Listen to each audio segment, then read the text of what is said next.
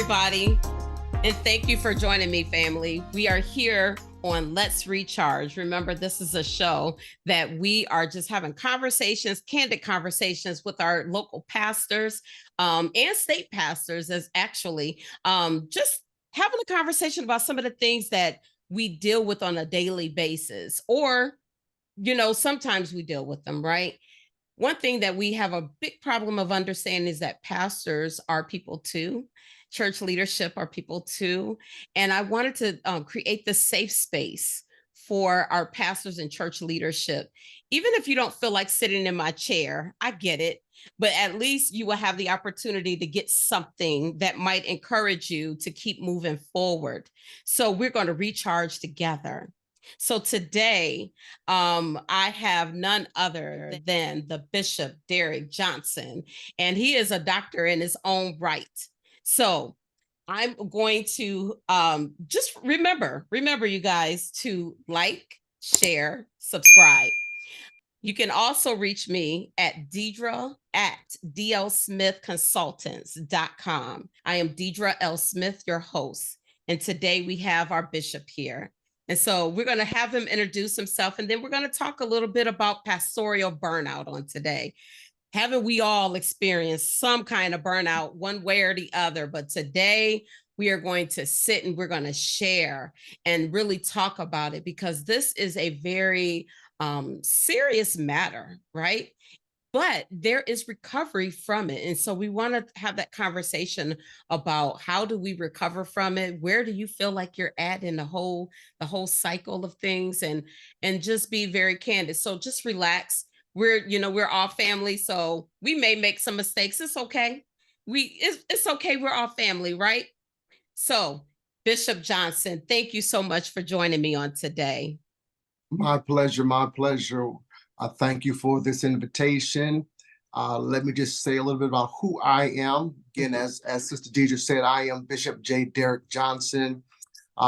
This past January 28th, I celebrated my 34th year in ministry. Wow. January 28th, 1990, I stood for the first time in official capacity to preach the word of the Lord. And so it's been a journey. It's been a good journey. And I've been pastoring for 20 years now, Gospel Tabernacle Church in the city of Columbus, Ohio, where the Lord has assigned me to have oversight of his people. I am a fourth generation pastor. Wow. On both sides of my family. My father was my pastor. My grandfather, my maternal grandfather, my mother's father was a pastor. And then my great grandfather on my father's side was also a pastor. It's ecumenical as well.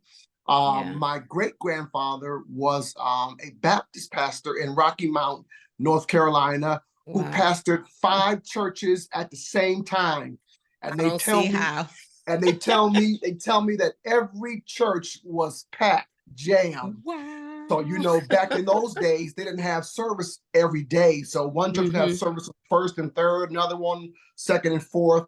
So he was a Baptist pastor. My maternal grandfather, Pastor Thomas C. Bullock, was a Pentecostal pastor, pastored in Church of God in Christ for a while. Okay. And then pastored in United Holy Church of America, the organization that I'm in right now. And so my dad was my pastor, and now I'm a pastor as well for the last 20 years, serving God's people in ministry for 34 years. So I've seen a few things. I've experienced a few things. You say, and I want to give this disclaimer is at Gospel Tabernacle is when I became ordained as a minister. That was my very beginning in leadership and church ministry. So I just want to be totally transparent on that, because my foundation as a minister came from Bishop Derrick Johnson.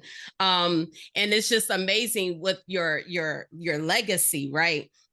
That's a lot of folk who've been preaching, right? So I know they have experienced some stuff, right? But they may not have said anything because it wasn't always safe in those days. Even in our days today, it's not always safe to talk about these things. So I want to really first say thank you for just going out there and going with me on this journey, because I know that it's not safe. Well, some pastors don't feel safe talking about it. So again, this is our safe space. So we're going to talk about that. Yeah. Let me say this. Yeah. I'm happily married for the last almost 33 years. May 18th will be 33 Congratulations. years of marriage. Have two grown children. My daughter is 29. My son will be 27 in September. So that kind of Wow. completes my family. As you Yep. said, I do have a earned doctorate degree, Maryland Mm-hmm. University, my undergrad degree in public relations, Master of Divinity from Howard University School of Divinity in DC, and then a Doctor of Ministry degree from United Theological Seminary in Dayton, Ohio. So Yep. that's kind of So me. he got paper, y'all. Yeah. He's certified, as they say. He's certified.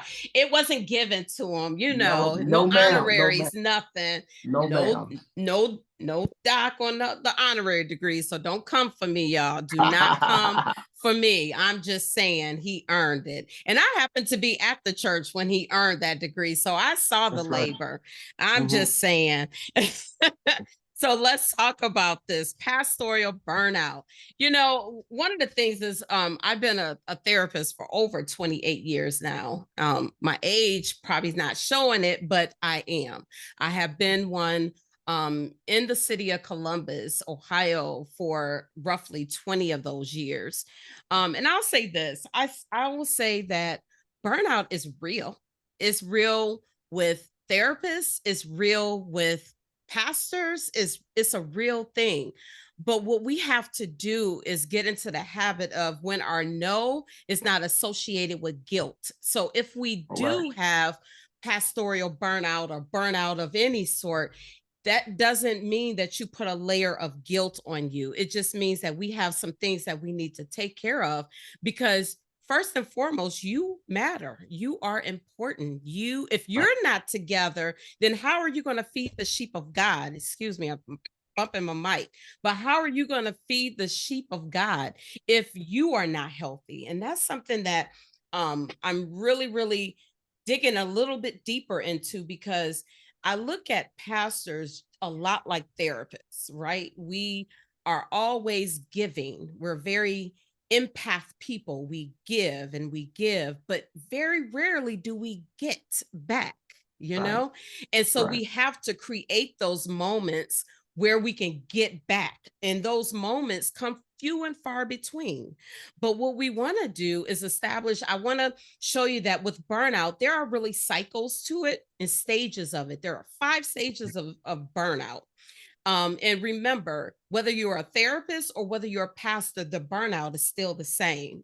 Right. This is the same message. So stage 1 is a honeymoon period. And that is a time when you're highly satisfied with your job or with your life. You got it Mm-hmm. together. You have Mm-hmm. that commitment. You got that energy. You ready to put forth some stuff. You ready to do Sure. some things, right? Yeah. That creative juices is forever flowing, because you look at your church and you can see it as a blank slate. And now you're saying, oh, this has so much potential. We can do this over here and that over there. So that's Right. that honeymoon phase. Now, Mm-hmm. stage 2, we are in the onset of stress, right? And so the onset of stress is the awareness that some days I'm being more difficult than others, right? You're starting to notice you're feeling a little uncomfortable. Mm-hmm. Now, a Mm-hmm. lot of us, we are in that stage 2 a lot. Now, Mm-hmm. how you deal with it is you can go from stage 1 to stage 2. It's fluid. It is not Mm-hmm. linear, right? So Mm-hmm. you can go in all these different stages at different parts of your life with different Sure. different backgrounds, right? Mm-hmm. Stage 3 is what we call chronic stress. Now I'm done. It's prolonged stress. I've been dealing with this for a long time. I'm frustrated. These people at this church don't want to do what they're supposed to do. My clients don't want to do what they're supposed to do. I give a directive and nothing never happens. I am stressed and I'm getting frustrated. And with Mm-hmm. stage 3, we get a sense of overwhelming, right? So we begin to get overwhelmed. And there are times when we do feel powerless. Like, Mhm. I don't get it. I'm just, Right.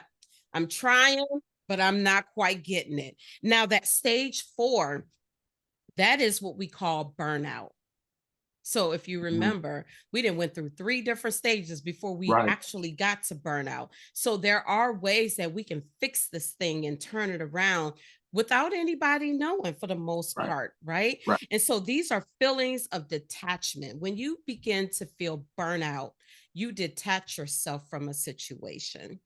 It's that sense of being ineffective. I think in a lot of cases, we have all felt like, am I effective right Mm. where I'm at? You know, Mhm. and those are those stages of burnout. Now, there is the 5th stage, which is called a habitual burnout. Now, the habitual burnout, it just simply means that your burnout is now your norm. Wow. Like, there is no Yeah. way that I can get out of this because it's just the way it is. Wow. How many Yeah. of us have felt like it's just the way it is? Yeah, no, so a lot, like said before, those are the 5 stages, right? And there is recovery after, from burnout. So don't think that once you're burnout, you're going to always stay burnout, because that's definitely not it. But Mhm. what happens a lot of times is that we don't know how to fix it. And so what we do is we sit in our mess. Mhm. I know for me, I'm not going to speak for anybody else. I'm going to speak for me as a therapist who has experienced burnout, who actually had a stroke in the midst of it all. Mm. And that was my turning point. And I try to encourage people often, you don't want a burnout to become a stroke, because with burnout, same as stress, they have Mhm. physical issues that Sure. happen to your body. It's not all mental, A lot of times Mhm. we're trying to keep you safe, and we're trying to get you well, because your mental can definitely turn into something very physical for you. Right. So, have you experienced any of these stages in your 20 plus 30, almost 30 years of pastoring? Absolutely. There was something that really alarmed me and shocked me. I read a statistic a while ago, and the statistic says that each month, about 1,500 pastors leave the ministry. Mm, They say, I'm done, had enough. I'll go do something else. I'll go work in a bank. I'll go mhm, do something else. mhm. 1,500 Wow. each month just Wow. walk away from their duties as a pastor and Wow. quit the ministry. And so that reminded me of something my father told me before I was already in ministry, but before I began pastoring. And my father, who pastored before he passed away, my father pastored for 40 years. Wow. My father said, anybody that wants to be a pastor, he says, you have to either be called Mm. or crazy. And I he said, agree. he said, actually, you have to be a little bit of both.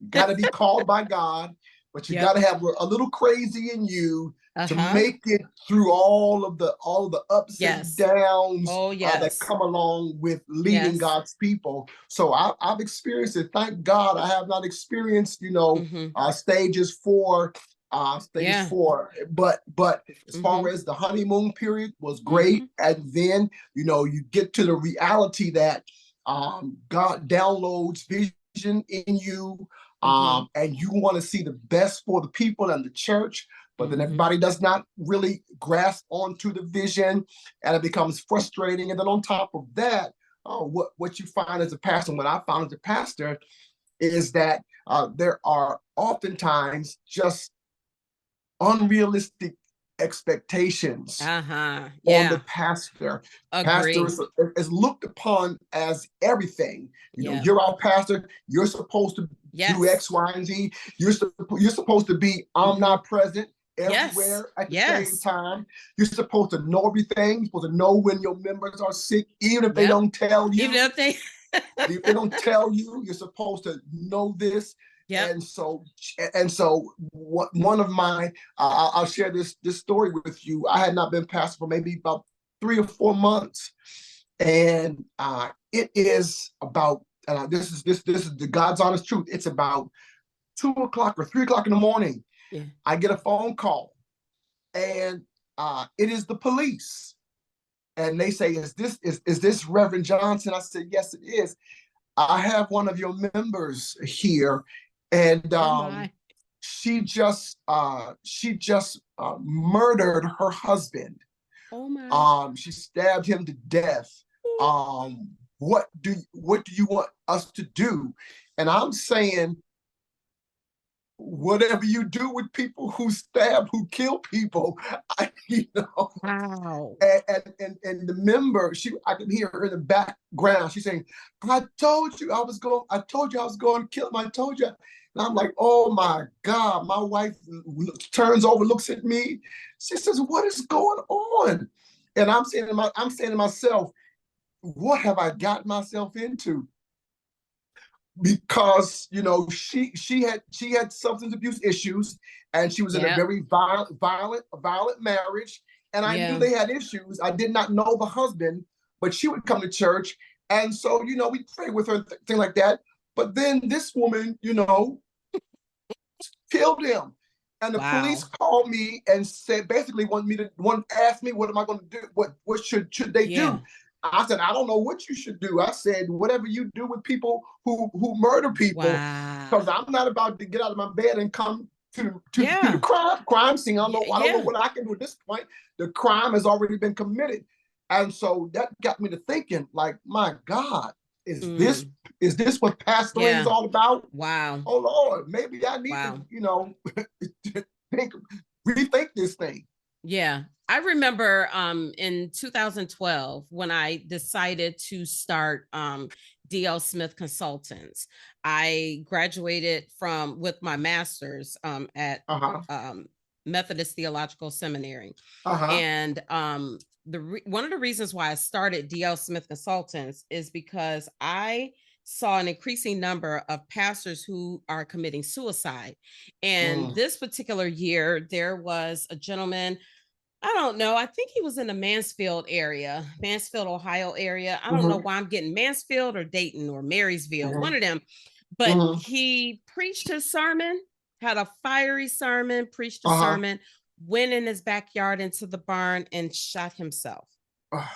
And I began to get like messages from different people across the country that I know that have heard similar stories, because of course I get on the phone and I start talking to friends, and like, what is going on? And it's because of the stigma, right? But that pastor was more than likely burnt out. He had just had it. And then you wonder, but it began to really I began to really think about, like, what in the world are our pastors going through, and why don't they feel like they can talk to somebody before they take their lives? And I'm like, is it ever so bad that you just want to check out? So I get it when you say you got to be called and you got to be a little crazy, because this walk is not for the faint. It is not for the faint at heart. And if you are not having those sleepless nights, then I do challenge you that, are you in fact called? Because I know, as a person who is called, right, I have a lot of sleepless nights. I have a lot of times where I want to say, you know what? Fool with God's people no more, because they messy. I want to fool with them because they want so much. And it's like, but God, he said, but you're just the person that they need to put them right where they need to be. Right? You are just that person to put them where they need to be. Yes, you are going to run across individuals that want what they want when they want it, right? And you're going to run across people who have, mental illnesses that we may not even have a name for, right? However, However, how do you effectively deal with that individual and then not it affect you? Right. Because that's the thing. How are you, you said a key word, you said those unreasonable expectations, right? That's Right. what Right. we put on our pastors. We put sometimes very unreasonable Hmm. expectations. But what do Hmm. you do with that expectation that they have put you on, right? How, Yeah. because they're not going to keep you sane. You've got to keep yourself, you and God, Right. got to keep you Right. sane. So Right. how do you deal with that? Because that is a part of that can throw you into a burnout Yeah. phase. I think you have to do a couple of things. I think over time, one thing you have to do is you have to help reset the proper expectations of the people. You have Mhm. to help them understand that you are not Superman Yes. and that you cannot do everything. You have to remind them that, you have a family. If you have a family, you have a family, you have Yes. children, you have responsibilities. And so Yeah. there are things that you have to do, just like you as the member have to do with your Yeah. family. And you have to help them understand that I've Mhm. also put structures in place to make sure that you are ministered to when there is a need. And you have to make people understand that the main objective is for you to receive ministry, not who you receive it from necessarily. So if there's a need for prayer or a need for Yes. visitation, the goal is to make sure someone is there to see about you. It may That's right. not be the pastor, it may That's be an right. associate minister, an associate That's elder, right. Yep. but That's to make right. sure my job is to make sure you receive ministry. And so pastors have to build structures and organizations Mm. to make sure that the needs are met. I'm reminded of Moses and his father-in-law Jethro, Yeah. when Moses would sit all day judging all the people, every little thing they had, every Yeah. issue, they would come to him, and he would sit in one place and he would sit all day, and people all day from sun up to sundown would come to Yeah. him, and he would deal with every issue. His father-in-law Jethro, who was a priest, said, listen, he said, if you continue like this, you're going to kill yourself. He Wow. said, you need to find people who you can assign these responsibilities. He said, the small matters, you let them deal with. He said, Yeah. but the weightier issues, you deal with those. But if you try to handle and address every issue, you will Hmm. kill yourself, or quote Hmm. unquote, you will burn yourself out. Mm, And mm, so mm, mm. Moses had Hmm. to change his model of ministry, because if he tried to be Superman, he was going to burn himself out. Yes. And so this is not a new Nope. issue in Nope. ministry in serving No. people. This has been on the table since God began calling Yep. men and women into service for the Hmm. kingdom. And Hmm. so we've got to learn that, like you said, it's our responsibility to make sure that we don't get burned out. And like Hmm. I said, one thing we got to do is we've got to retrain the people and Yeah. make sure they have realistic expectations, and then put things in place so Hmm. that what needs to get done gets done. Yeah. If not by your particular hands, it gets Yes. done by somebody else. Bishop, that's good because, when we start talking about, well, how do I prevent this? Hmm. You said something very key. You know how to delegate. Yeah, That's, yeah, because delegation is so important when you're a yeah. person of leadership, right? Right. You cannot be everything to everybody. And I've Mm-hmm. learned that throughout the years that I cannot be Mm-hmm. everything to everybody, because if I try, that's when I begin to break down. Right. God, he would not have ever put us on this earth to make relation with people if in fact he didn't want us to rely on one another every now and then. That's So right. I think that is a good thing. And that is one way that we can prevent burnout, is learning how to delegate. Another thing that we can do to prevent burnout: take a vacation Mm-hmm. Mm-hmm. without guilt. Yeah, yeah. Turn Now your see, phone off. now see, you said something. That word right there, guilt. That Yeah. word guilt right there.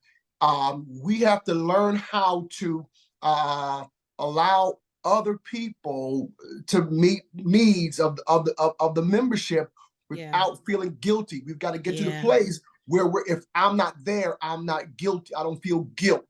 And that's Yeah. important. That's a hard thing. That's a hard thing for a pastor to learn how Yes. to evolve into Mm-hmm. not carrying guilt. If I'm not Mm-hmm. there, if I'm out of town, Mm-hmm. a member's family dies. I know Yes. one of Mm-hmm. our members, her daughter died, was found dead. I was away. I was away across the world, Yeah. and I could not get back, and I Mm-hmm. felt bad that I wasn't there. Mm-mm. But thank God I had elders and ministers Right. who saw to her family and was able to be there for her for the funeral, because there was no way I could get back Wow. in time. And I'm glad that I was able to talk to her. Mm-hmm.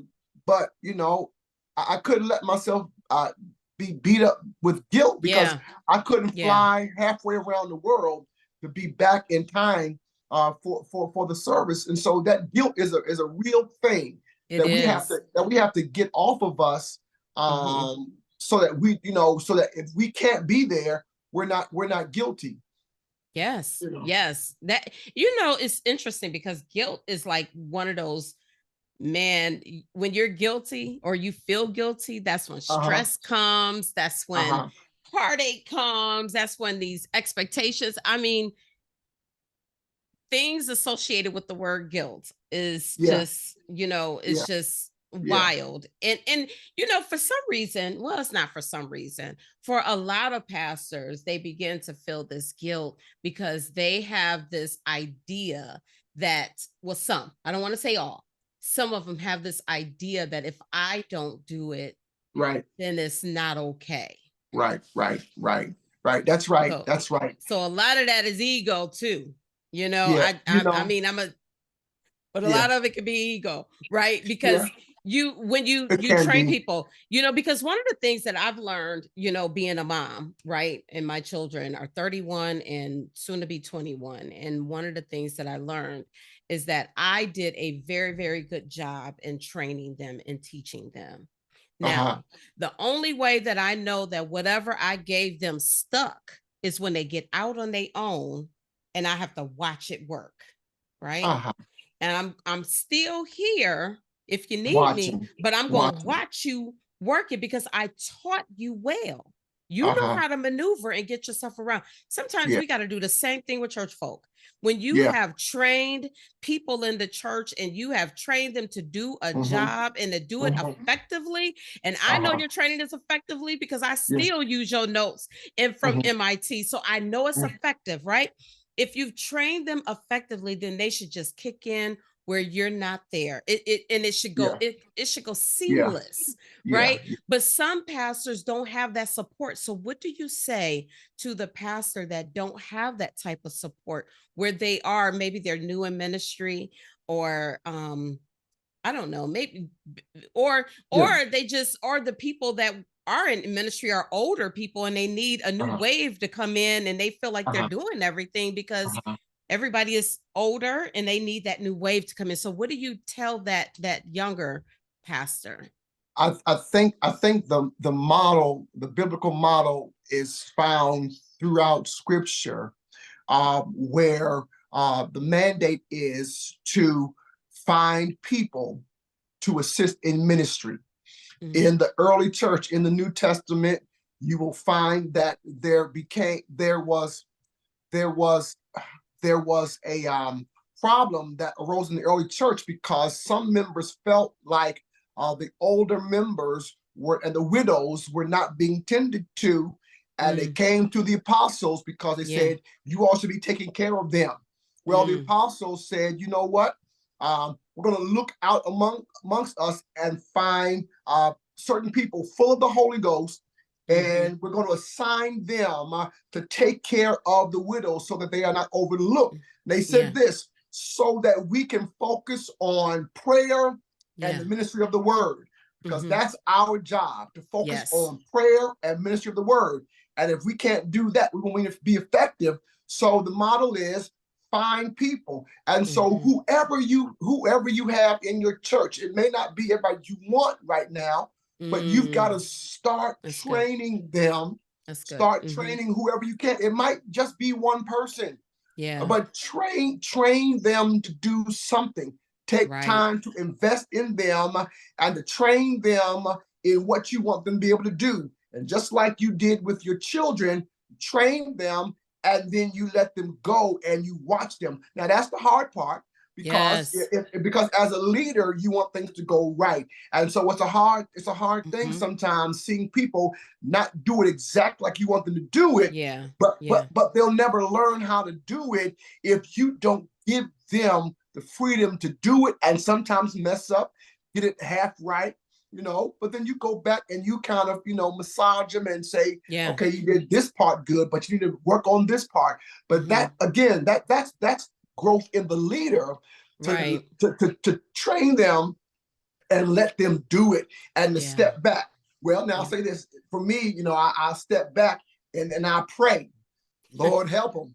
Right. Lord, help them get it right, Lord, and then support them. And then when they do a good job, you reinforce that. You thank them, you give them encouragement. So you have to identify people, and then train them and deploy them and let them do it. And they'll appreciate that. But again, for me, I'm a perfectionist. And so it's hard for me when I know I can do something better, but I'm going to burn myself out if I don't let somebody else try to do it,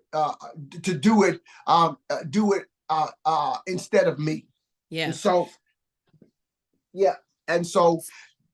So I definitely so we're going back to that delegation thing, right? And so again, for my new pastors out there, or my pastors that have just struggled with just membership, right? What we're telling you, not asking, because now we're at a tail, we're living in the last days, y'all. So we got to move quickly and swiftly. So what we're telling you to keep yourself from getting burnt out, you need to take vacations. You need to delegate to qualified staff, and then you need to train the people in your church, train those lay members, so that you can take a step back. Okay. So we can't continue to make excuses, right, pastors, right? Church leadership. We cannot continue to make excuses on, well, I got to do this. No, you don't have to do it, because if you do everything, you're going to be burnt out. God knows. He knows your heart. He sees you, right? He sees what's going on. So we have to take a step back. I don't know how to implore that the more, right? I see too many pastors that are, I'm not going to say failing, but they're tired. They are tired. They are tired of dealing with folk, tired of dealing with themselves sometimes. They're tired. But what we have to do is we have to begin to delegate. You not because you ask not. There might be some people out there that really can help, but you're struggling. So you don't give them a chance. You got to give them a chance. Give them a chance to mess up. Just gotta give them a chance. If they mess up, they gotta learn. You don't know what you have taught until you show them, or they allow you to see what they can do. Because a lot of them got some good gifts out there, and I don't want to knock anybody from their gifts, but we understand. And I have this thing, Bishop, is that I am a firm believer that I appreciate foundation. I love foundational teaching. But I'm not so big on tradition anymore. The traditions of different things. And I think sometimes what happens is that a lot of our churches get so stuck on tradition that we don't give the next person a hand to see that maybe they got something in them. They may not be the person that, I'm not saying, whatever your tradition, whatever your foundational background is, because they say they got to be saved, sanctified, filled with the Holy Ghost. So be it. But I'm saying that you groom people, groom them in a way where they can stay there, and they will begin to say, okay, maybe I I do need to be saved, sanctified, Yeah. filled with the Holy Ghost. Maybe I do need this, but you Uh-huh. got to keep them engaged enough to do it. And that's how you build your church, people. Yeah. That's how Yeah. we're building church. And that's why Yeah. you build it so you don't get burnt out. Right. That's simple. Exactly. And I'll tell you this, in my doctoral work, I dealt with, I looked at and I researched transitional leadership and how pastors succeed long-term predecessors in the pulpit. And one of the things that I really found, I saw, is that we have to understand that the institution of the church is more important than any one person. Yes. So we as pastors and leaders, we feel like, we have to do everything. But what you do have to understand really is that if you leave this world today, church is going to go on without regardless. you. Yes. And so you have to understand that the church institution is more important than your tenure as leadership. Wow. And so you've got to learn how to understand that you're not going to be pastor. Yeah. Always. That's good. That's good. Okay. Yeah. And you have to train people. You have to invest in people, and you have to allow people to take leadership roles in your stead so that you can step away, and so that you can know that once you off the scene, for me, I have promised myself and my family that I'm not going to die as a pastor. I feel that. I'm going to retire. I'm going to retire. I'm not going to be, can't walk in a wheelchair, with an oxygen tank, trying to go through the pulpit.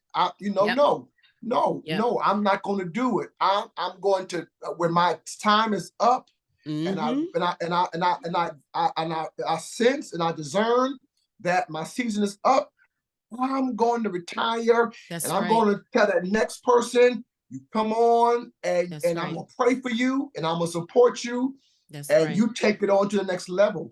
But a lot of times we stay too long because we feel, because we didn't train anybody. That's right. And we may have this Superman complex to think that, can't be done like by anybody but me. No, you're gonna burn out. You're going to kill yourself. And you think that you are more important than the church, and you're not. That's right. The church has been here before you. And if the Lord delay is coming, it's going to be here after you're gone. Wow. And so you, what you have to understand is, as a pastor, that you have been given a baton to run this leg of the race. And then when your leg of the race is over, you got to be willing to pass the baton and let the next person take on this task, and you move out the way. Okay. And I wanna add a little tidbit to that. Is when it is time for retirement of the pastor, and I had never thought about that even being a whole subject, but transformational leadership is definite transitional leadership, because just because I choose to retire don't mean that I have lost my call. I still can preach. It just doesn't mean I'm not pastoring. And there's a big difference. So I want people not to be thinking, well, you're going out the will of God. Absolutely not. No, absolutely not. That's the old church. Old church. It is. It's a sin. Yes. It's a sin. No, it's not. Because when I retire, I'm gonna still be a preacher. That's right. I'm gonna still be. I just won't have the day-to-day responsibilities of leading a ministry. But I'll still be a preacher for as long as I'm physically able, and I can, and I will do that.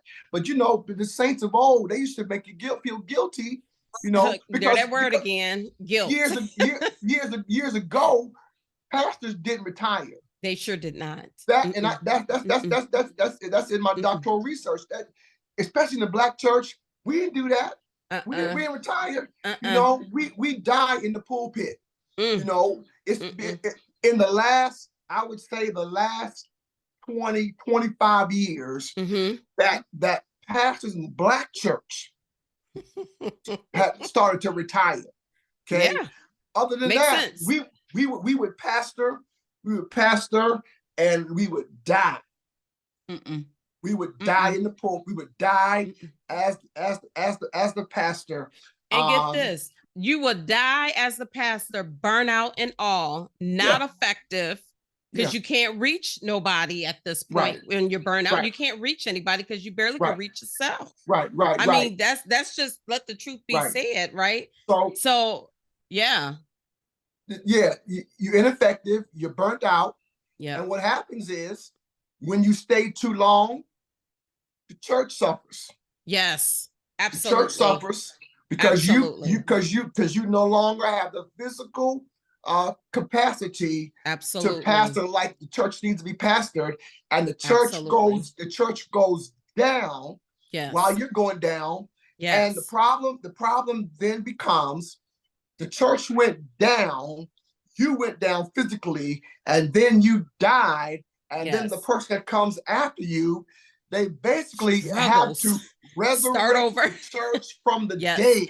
Yes. Because you watched it go down. When you missed your season of transition, when you were supposed to have transitioned out, to pass the baton, because you thought that your tenure as pastor was more important than the well-being and longevity of the church. But like I said, the church was here before you got there. That's right. And it's going to be there by the time you leave. And you ought to love the church more than you love your own time and tenure as pastor. But we allow ourselves to be so wrapped up in the church and burnt out that the church goes down with us. And then sometimes, then sometimes it's an impossible task for that next pastor. They can't revive it because it's it's just too late. It's dead. It's just dead. Yep. It's dead. It's dead. It's dead. Wow. That is so true. And I'm so grateful that you turned it around, where we are talking about, burnout, and I'm giving you tips on how to prevent burnout, but also what your burnout can do to the church. That's very important for everyone to understand, is what your burnout as a pastor can affect and how it affects the church. Right. So, this was good. This was good word. I want you all to, again, like, share, and subscribe to Let's Recharge. We have our Bishop Derrick Johnson that is leaving these golden nuggets for us, right? He's leaving these golden nuggets as we sift through being burnout, pastoral burnout, right? So, Pastor, Bishop, you have any last words before we wrap this up? I just thank you for this time of sharing. It was good for me, and I trust that we said some things that would help those who are engaged in ministry as well, knowing that you are important as a person, your health, your mental health, your emotional health, your well-being, because when you are healthy as a leader, then you can provide a healthy ministry to your people. And so I would just encourage you to grab hold of these wisdom nuggets and to see after yourself, so that you can be all that God has called you to be as a preacher, as a minister, as a pastor. Thank you again. Family, we'll see you again later. Have a good day.